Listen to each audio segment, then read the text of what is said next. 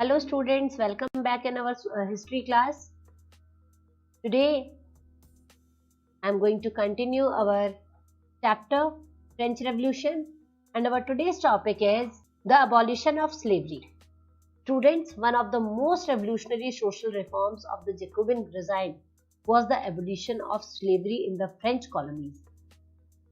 सबसे इम्पॉर्टेंट जो रिफॉर्म था जैकोबिन रिजाइम के समय का वो था abolition of slavery, Dastaan can't, basically in the French colonies. The colonies in the Caribbean, Martinique, Guadeloupe and Saint Domingo were important suppliers of commodities such as tobacco, indigo, sugar and coffee.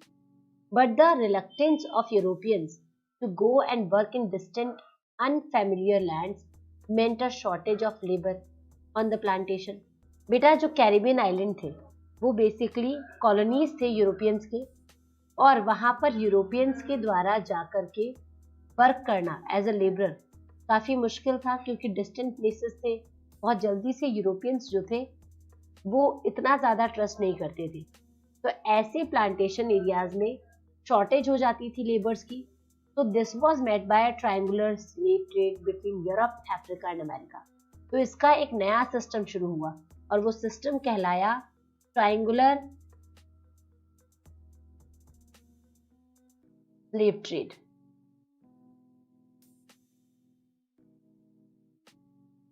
And this kind of triangular slave trade done between three major areas, and these areas are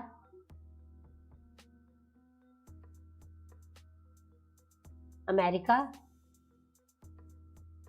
Europe and Africa.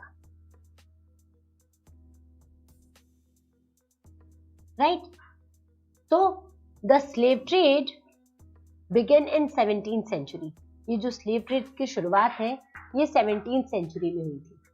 French merchants sailed from the ports of Bordeaux of Nantes and the African coast, where they bought slaves from local chieftains. Branded and shackled, the slaves were packed tightly into ships for the 3 months long voyage across the Atlantic to the Caribbean. आपको पता है स्थितियां कैसी होती थी उस समय. जो फ्रेंच मर्चेंट्स थे वो बेसिकली दो पोर्ट से, और पोर्ट्स का नाम था बॉर्डेक्स और नेंटीज, वहां से सेल करते थे अफ्रीकन कोस्ट की तरफ. फिर वहां से चीफियंस, जो लोकल चीफियंस थे, उनसे ब्रांडेड और शैकल्ड स्लेव्स को लिया जाता था. उन्हें बहुत ही टाइटली पैक किया जाता था शिप्स में. 3 महीने की लंबी यात्रा के बाद वाटरवेज की तरफ से अटलांटिक होते हुए कैरिबियन आइलैंड पहुंचा जाता था. There they were sold to plantation workers, plantation owners, और यहाँ पर इन्हें प्लांटेशन ओनर्स को बेच दिया जाता था. The exploitation of slave labour made it possible to meet the growing demand in European markets for sugar, coffee, indigo. और एक्सप्लॉयटेशन जो था स्लेव लेबर का ये इसलिए भी ज्यादा पॉसिबल था क्योंकि यूरोपियन मार्केट में कुछ चीज़ों की डिमांड बढ़ रही थी और वो चीज़ें थी शुगर, कॉफ़ी और Indigo.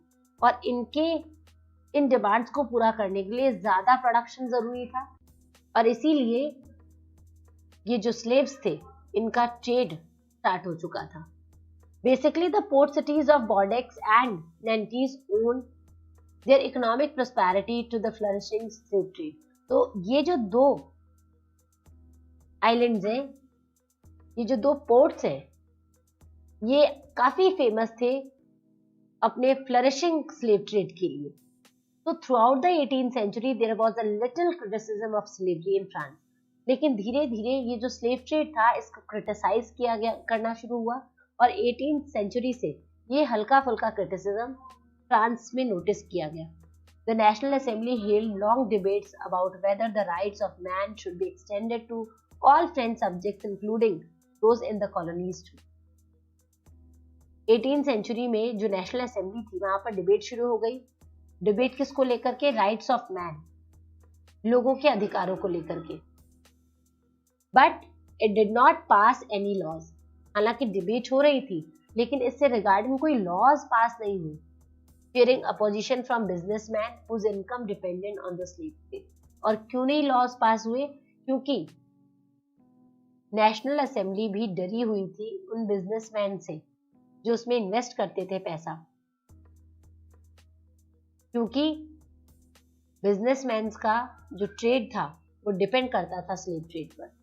So it was finally the convention which is 1794 legislated to free all slaves in French overseas possession.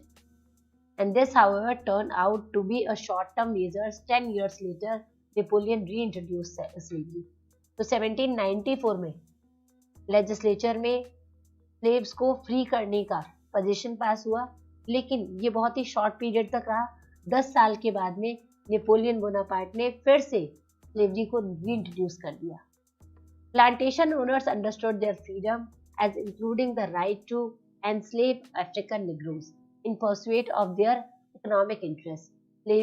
Now slavery was finally abolished in French colonies in 1848. लेकिन प्लांटेशन ओनर्स ने धीरे धीरे इन slaves के freedom को समझना शुरू किया, enslave करना शुरू किया, खासतौर से अफ्रीकन निग्रोज को.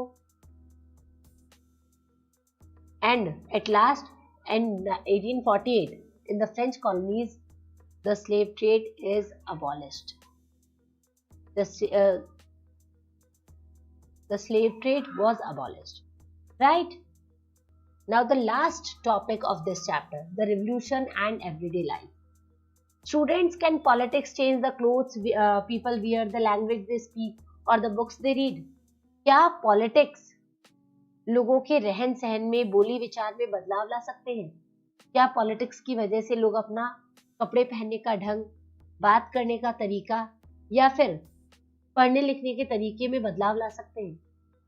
So the years following 1789 in France saw many such changes in the lives of men. Cause political issues की वजह से, political circumstances की वजह से फ्रांस एक ऐसा देश निकला जिसने 1781 में ऐसे ही बहुत सारे बदलाव ऑब्जर्व किए, और ये बदलाव थे men, women और children सभी की लाइफ में. The revolutionary government took it upon themselves to pass laws that would translate the ideas of liberty, equality into everyday practice. Revolutionary government जो थी, इसने लॉ पास किए और बेसिकली वो लॉ डिपेंड करते थे आइडिया ऑफ लिबर्टी और इक्वालिटी पर, और इन्हें एवरीडे लाइफ में प्रैक्टिस करना है इन बातों पर. So one important law that came into effect soon after the storming of Bastille, एक इम्पॉर्टेंट लॉ तो स्टॉर्म जब हुआ था बेस्टाइल का, जब बेस्टाइल के किले में आग लगाई गई थी तभी आ गया था, in the summer of 1789, was the abolition of censorship. और वो लॉ क्या था? Abolition of censorship. अब यहाँ पर बात आती है कि सेंसरशिप होता क्या है. सेंसरशिप का मतलब होता है ban. If the government impose censorship, then it means the media is only used by the government. Public are not allowed to express their views by the help of media. Censorship का मतलब होता है कि किसी भी media का इस्तेमाल, जो भी मीन्स ऑफ कम्युनिकेशन है, इसका इस्तेमाल सिर्फ गवर्नमेंट करेगी अपने आइडियाज को, अपने व्यूज को एक्सप्रेस करने के लिए. आम लोगों के लिए मीडिया का बैन होना सेंसरशिप कहलाता है. लेकिन जब बेस्टाइल किले में आग लगाई गई तो 1789 में एक पहला लॉ पास हुआ, और वो लॉ था अबॉलिशन ऑफ सेंसरशिप, यानी कि सेंसरशिप को अबॉलिश किया जाए और ये जो मीन्स ऑफ कम्युनिकेशन है वो सबके लिए ओपन किए जाए. तो in the old regime, all written material and cultural activities, book, newspaper, plays could be published or performed only after they had been approved by censors of the kings.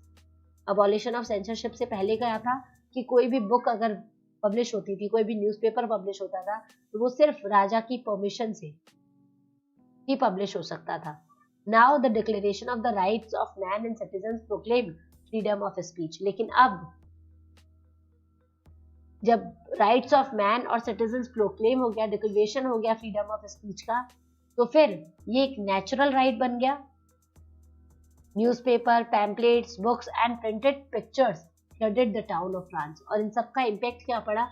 जब censorship ban हुआ तो पूरा का पूरा France जो था वो flooded हो गया, पूरे शहर भर गए, हजारों तरह के न्यूज़पेपर्स से, बुक से, पैम्पलेट वगैरह छपने लग गए,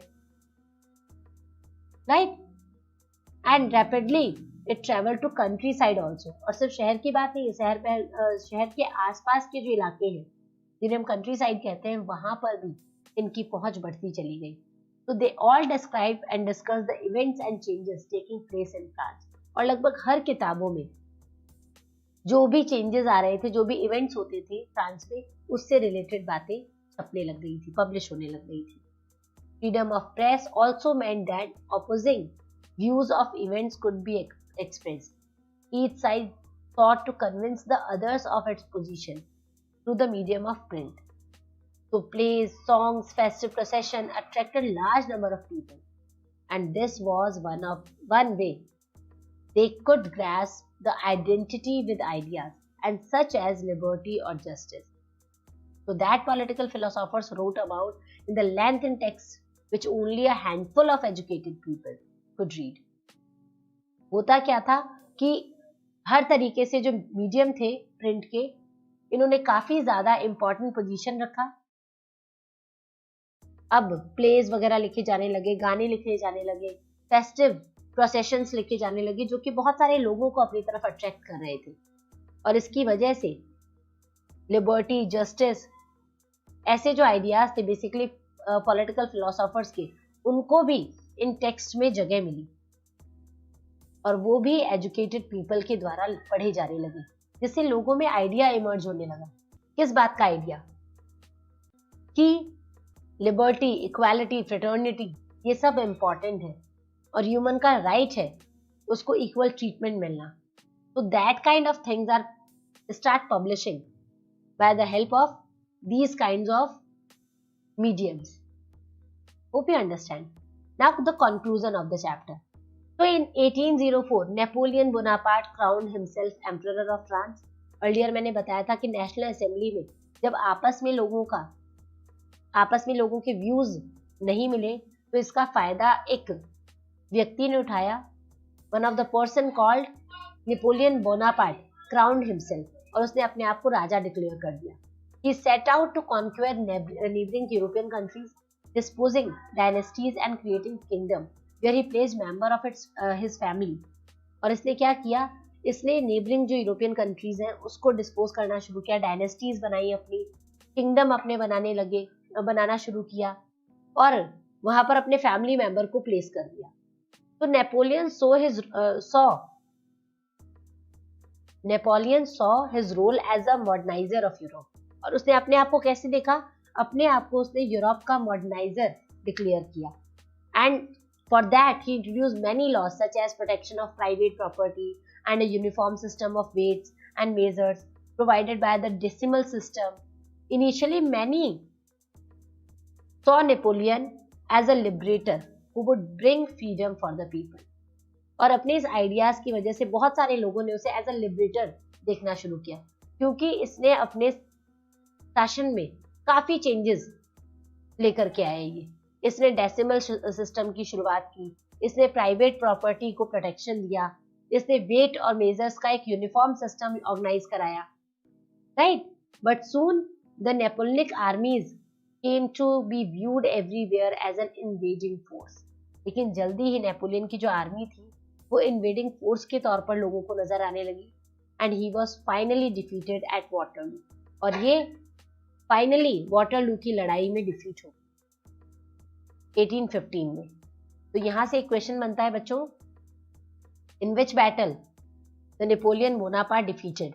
So in the Battle of Waterloo in 1815, Napoleon Bonaparte defeated, right? So many of his measures that carried the revolutionary ideas of liberty and modern laws to other parts of Europe had an impact on peoples long after Napoleon had left.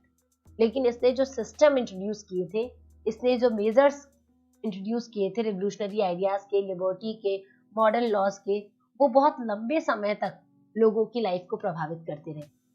The ideas of liberty and democratic rights were the most important legacy of the French Revolution. और अगर सबसे important बात कहें कि world ने इस French revolution से क्या सीखा, वर्ल्ड ने सीखा इस रेवोल्यूशन से डेमोक्रेटिक राइट्स के बारे में, लिबर्टी के बारे में, कि डेमोक्रेटिक राइट्स ह्यूमन बीइंग के लिए क्यों जरूरी है, पीपल्स के लिए क्यों जरूरी है. So these spread from France to the rest of the Europe during the 19th century, where feudal system were abolished. धीरे धीरे ये सिस्टम जो था वो फ्रांस से यूरोपियन जो अदर नेशंस थे वहां तक कैरिड फॉरवर्ड हुआ, और फिर उनके जरिए, क्योंकि उस समय तक बहुत सारे एरियाज जो थे वो कॉलोनाइज थे, तो colonise people reworked the idea of freedom from bondage into their movement to create a sovereign nation. और ऐसे ही बहुत सारे जो कॉलोनाइज्ड एरियाज थे वहां के लोगों ने भी इस आइडिया ऑफ फ्रीडम को अपनाया, बॉन्डेज सिस्टम को खत्म करने की कोशिश की.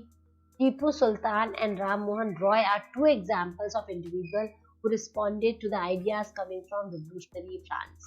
और हमारे इंडिया में राजा राम मोहन रॉय और टीपू सुल्तान ऐसे ही वो दो इंडिविजुअल्स हैं जिन्होंने रिवोल्यूशनरी फ्रांस का आइडिया इंडिया में इंट्रोड्यूस किया और अपने देश में कोशिश की कॉलोनाइजेशन को खत्म करने की, and to achieve freedom. And 1947 finally we achieved our freedom. Hope you understand the entire topic. सारी कहानी आपको अच्छे से समझ आ गई कि फ्रेंच रेवोल्यूशन कहां से शुरू हुआ और उसने किस तरीके का इम्पैक्ट सारी दुनिया पे छोड़ा.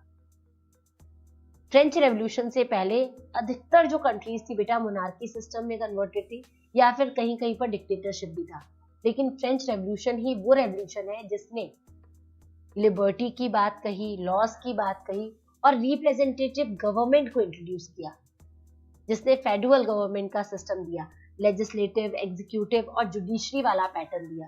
तो ये सब किसकी देन है? फ्रेंच रेवोल्यूशन की. So hope you understand entire topic well. Thank you and have a nice day.